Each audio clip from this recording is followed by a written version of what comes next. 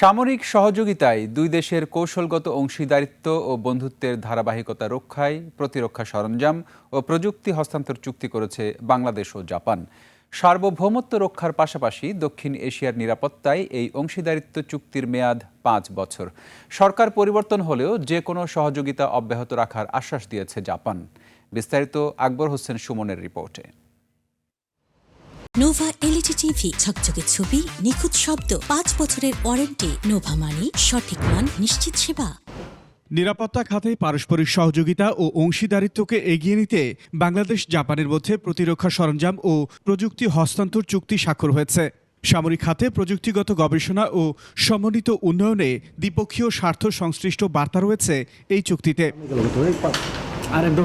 সেনানিবাসে দুই দেশের মধ্যে এই চুক্তি স্বাক্ষর করেন সশস্ত্র বাহিনী বিভাগের principal staff officer lieutenant general SM Kamrul Hasan ও বাংলাদেশে নিযুক্ত জাপানের রাষ্ট্রদূত সাইদা শিনিচি।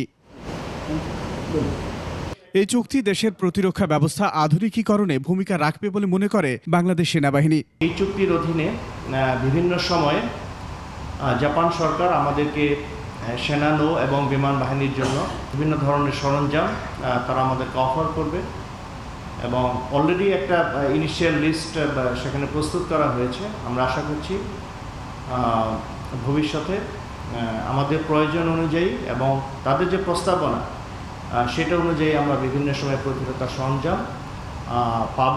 নিরাপত্তা ও গবেষণায় দ্বিপক্ষীয় সহযোগিতা ও উন্নয়ন অংশীদারিত্বের ধারা অব্যাহত রাখার আশ্বাস দেন জাপানের রাষ্ট্রদূত। দুই দেশের সরকারের পক্ষে এই চুক্তি একটি গভীর ও সুসংহত দৃষ্টিভঙ্গির প্রতিফলন, যেখানে সংশ্লিষ্ট ক্ষেত্রগুলোতে আমাদের অংশীদারিত্ব আরও গভীরতর করার বিষয়টি অন্তর্ভুক্ত আছে। To diversify the source of arms procurement. ৫ বছরের এই চুক্তি মেয়াদ শেষে নবায়ন হবে। আকবর হোসেন সুমন, ২১ টেলিভিশন, ঢাকা।